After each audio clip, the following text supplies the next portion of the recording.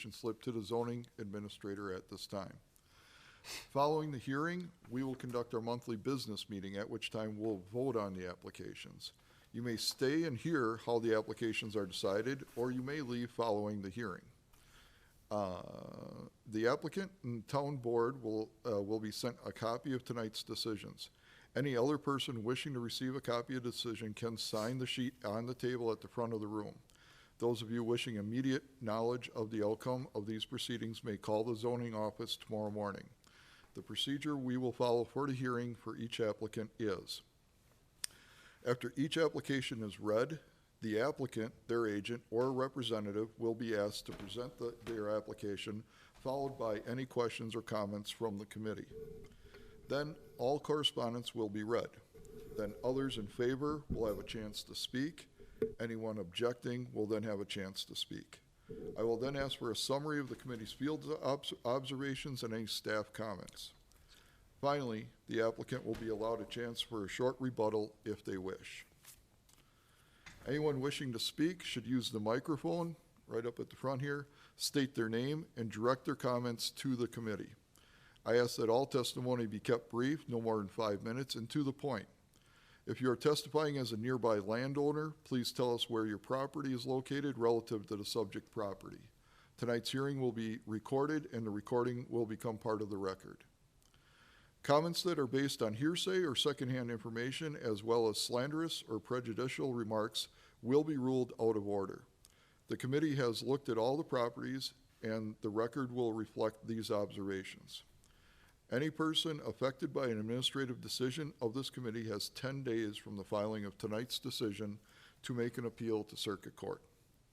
The county assumes no liability and makes no warranty as to the legality of any construction commenced prior to the expiration of the 10-day period. I'm now going to introduce the staff, or the committee, I should say. So we got Pat King on the very end, Carl Grisar in the next to Pat. We got Jerry Lower, and Sydney Rettler is taking the minutes, and this is Todd Waller. He's the zoning administrator, and I'm George Peterman. So we have 2 applications tonight.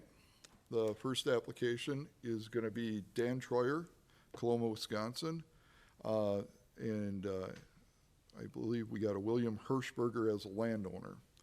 But Dan Troyer has made an application for a conditional use in accordance with sections 58-163 and 58-454, parent 10 and parent 22 of the Waushara County Zoning Code to conditionally establish a proposed 44-foot by 24-foot single-room schoolhouse with no plumbing or electrical in the AG, General Agricultural Zone.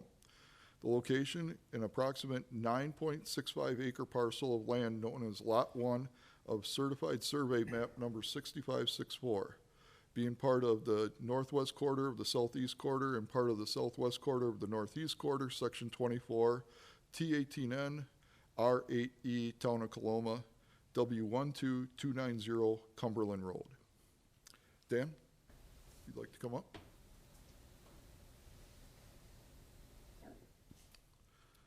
So if you'd just like to speak right into the microphone, give us your name for the record, and then just let us know a little bit about what you're going to do. Yes, I'm Daniel Troyer, and we are intending on building the school, if it goes that far, for it'd be 24 by 44 and approximately 17 scholars, 1 teacher. It'd be 1 classroom. It would have a 1 storage room for school supplies and a entryway for the lunch boxes and clothes for the children, and then we'd have the outdoor toilets there to the side of the school, and then the playground on the back side there. Okay. There. Yep, no, that's good. That's yeah. good. Well, hang tight. We might have some questions for you. Okay. Does the committee have any questions? We're at the site, and I talked to you, and I just noted that the school is lower than the road as is way up high, and I was just asked about erosion control as far as not washing out your schoolhouse from the water coming down the hill.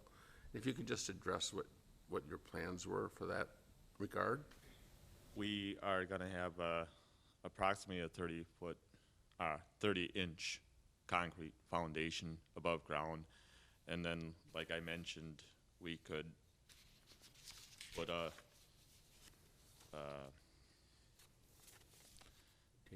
retaining wall. Yeah, Retaining wall. I haven't come up with a name. There to direct it away from the schoolhouse, because it's gonna be, where the driveway comes in, it's gonna probably be an issue we're gonna have to take care of there.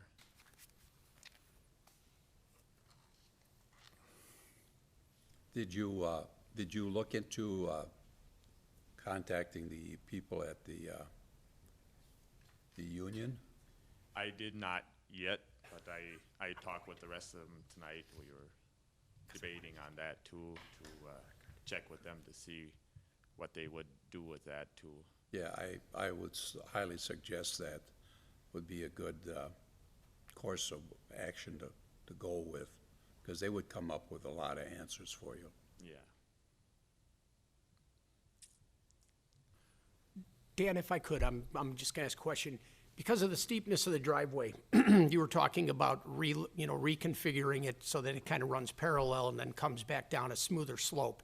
During inclement periods, like the, snowy days, things like that, you're also talking, are you possibly gonna take access from the Hirschberger's property to the south? Yes, we would have access there if inclement weather, whether we could have access coming in that driveway off of Hirschberger's property there. Okay. Yes, yeah. In that driveway, you're gonna have gravel too?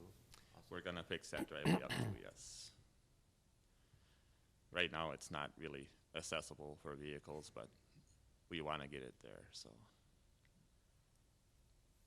In the privies, I know you said at the site you're gonna have one for females, one for males.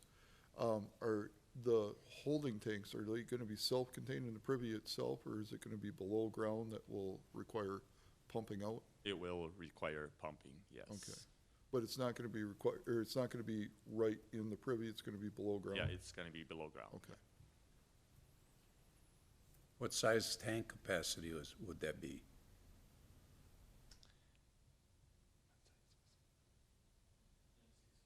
I think it's 500 or 600. I guess I couldn't say for sure. I didn't. We had got the papers for it, but I guess I don't remember what the paper said on it. But That's all I have as far as this Anybody issue else? is concerned. Questions? All right, then, you can have a seat, thank you. All right, do we have any correspondence? We do. I received a phone call from Mark Kirschner, town chairman for the town of Coloma, on September 10th. He had indicated that the town board did review this matter at their August board meeting and unanimously recommended in favor of the conditional use. He also indicated to the county zoning office that the town has recently approved the proposed driveway location, which I believe is the roadway or the access point that's under construction at this time. And anyone signed up to speak in favor? We have nobody, Annette, that has asked Or to speak in objecting? favor. Nope, Anyone wants to speak information only? we haven't received any. All right, staff comments. Okay. As stated by Dan, acting on behalf of William Hirschberger, the owner of the property, there is a request for a conditional use to establish a 44-foot by 24-foot single-room schoolhouse in an AG general agricultural zone. It should be noted that the schoolhouse will not have any plumbing or electrical. Subject property is an approximate 9.5-acre parcel located at the northeast corner of 6th Drive and Cumberland Road, which contains, at the present time, a single-family residence, milk house, silo, and several outbuildings. It should be noted that the county at this point maintains very little permits and/or information on any of the accessory structures and residents, as most of that predates county zoning. At the present time, the applicant is proposing on constructing the new single-family schoolroom on the northern portion of the lot. New driveway is being proposed off of Sixth Drive for access. And as stated above, obviously, and that will not have any water or electricity. The committee visited the property at the recent onsite on Wednesday, September 18th, and raised concern over the steepness of the driveway and the potential for erosion. And the committee also wanted to see, based upon the comments made, I apologize, but the comments made by the applicant and the fact that access will be possibly taken from the property to the south, they would like to see easements placed upon a future CSM for ingress and egress. Staff has reviewed this request, believes the site is ideally situated for a proposed schoolhouse, is in keeping with the rural nature of the area, is also in compliance with comprehensive plan for the town of Coloma, and it should in no way negatively impact surrounding land uses. While the committee will be making a formal recommendation on this request later this evening, staff is recommending approval of the conditional use, subject to the conditions listed in the staff report before you. And Dan, was there anything else that you'd like to add? Not that I'm aware of. Right now, I guess I'm not aware of anything right now that I could add to that. Okay, very good. So then we're going to move on to our second application. And this is for, the applicant is Kevin Buglas? Okay, sorry. Kevin Buglas of Bancroft, Wisconsin. And he has made an application for a conditional use in accordance with sections 58-163 and 58-454, parent 30 of the Washera County zoning code, after the fact, to conditionally establish a home-based meat processing business utilizing an existing 36-foot by 52-foot accessory building, a 13-foot by 15-foot smokehouse, and an 8-foot by 22-foot cooler in the AG General Agricultural Zone. The location is a 42-acre parcel of land known as the northwest quarter of the fractional northeast quarter of Section 5, T20N, R8E, Town of Plainfield, N 7216 Second Ave. All right, Kevin, if you'd like to step to the mic, just state your name for the record, and just let us know basically a general overview of what you are filing the conditional use for. My name is Kevin Buglas, and we currently have a meat shop that we are trying to get zoned properly. And we mostly do venison processing, cutting up deer. We also make venison sausage and hot sticks and that type of thing. We do also some retail sales, but mostly the venison is what we're doing. And we are aware we need to put in a holding tank, a septic system, which is just about ready to go, waiting on permits. And other than that, Is there any questions from the committee? I have a question. Is this gonna be considered a year-round business? yes. Okay. Well, we toured your place, and my comment or question was how you handle the waste of the deer, and also when you're cutting the deer, there's usually blood and other waste, and how you handle that. So if you could just maybe tell what you told me. Sure. The carcasses, we actually load in our pickup and haul them to a dumpster that we share with a local bar up the road. We split the cost of the dumpster, so we haul everything to there, which is picked up by advanced disposal every Wednesday morning, so nothing's there more than a week at a time. And most of the blood and stuff is soaked into cardboard, which ends up in the same dumpster. And other than that, we mop the floors and clean up the best we can. Yeah, because by the time the carcass or the deer carcass comes to you, it's pretty well cleaned out and taken care of. By the time we're done with it, yeah. When it No, comes to us, it's the what I'm whole- saying Oh, is, the inside.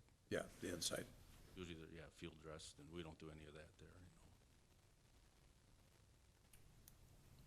I have no further And question. I asked this question yesterday, I think to you, but business hours. It sounded like you don't generally keep regular business hours. It's sort of call, but once it really gets busy, it's sort of a 9 to 5. We tell people 9 to 5, Monday through Friday, and usually 9 to 3 on Saturday. And we tell people just 9 to noon on Sundays, but we are pretty much available by appointment. A lot of times now, it doesn't get dark till almost 8 o'clock, so if people call and have just gotten a deer and they need to bring it in after hours, we try to keep ourselves available for everybody.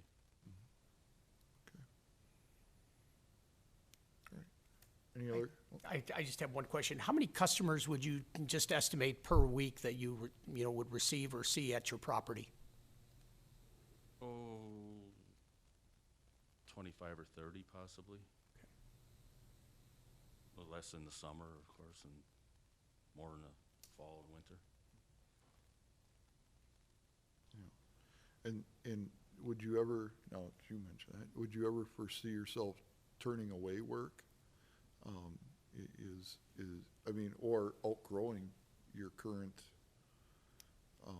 Well, we definitely turn away work because we can only cut up so many deer a day.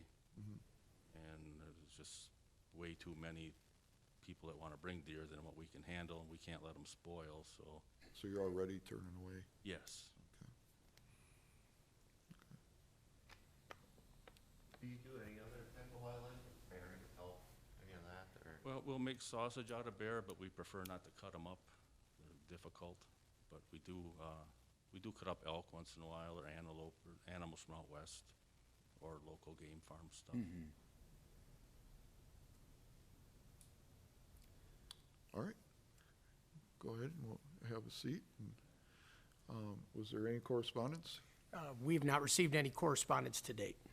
Anyone to speak in favor, against, or for information only? No, sir. All right, staff comments. Okay. As stated in the report you have before you, the applicant, Kevin Buglis, is requesting a conditional use to establish a home-based business processing meat utilizing an existing 36 by 52 accessory building, a 13 by 15 smokehouse, and an 8 by 22-foot cooler in an AG general agricultural zone. Subject property is approximately 43 acres of land located at the northeast corner of Akron Drive and Second Avenue in the town of Plainfield. Single-family residence in the original accessory structure predate county zoning ordinances, county zoning, so the county maintains very few records on these structures. The only record the county maintains at the present time is an addition that was onto the accessory structure, which I believe is the receiving area for the deer, or for the animals, I should say. And that said structure, and that was conditionalized at the time that it was received for private storage only. The processing business is an existing business that has apparently been in operation now for a few years. The county zoning office first became aware of this non-conforming business when Mary Roble, the county health inspector, questioned zoning approvals as she was inspecting the property for game processing. She had noted that the owners were selling small little retail items, were cutting and grinding beef for restaurants. In an attempt to keep our office better informed about uses and sites being inspected, Mary reached out to the zoning office in June of this year to ensure adequate compliance and permitting. It was upon review of our files that it was noted that the subject property maintained no such commercial and/or business approvals. Upon our initial visit in July of this year, we noted that there was an existing mound system for the residents, and yet there were sinks in the accessory building that were not connected to said system. It was at that time that we notified the applicant of the need to obtain the necessary zoning approvals and permits. Planning and Zoning Committee visited the property at the recent onsite on Wednesday, September 18th, and posed no objections or concerns regarding the proposed conditional use. Staff has reviewed this request and believes that a properly permitted small meat processing business conducted from the residence should in no way negatively impact the surrounding land uses. If it were not for the sign indicating that there was a business at this location, zoning would not even have known that the business existed. While the committee will be making a formal recommendation on this request later this evening, staff is recommending approval of the conditional use to establish a home-based business processing meat as subject to the conditions listed in your report. did you wish to add anything? All right, sounds good. All right, well then we're just gonna sort of make our transition to our business meeting. And so I'm gonna call the business meeting to order.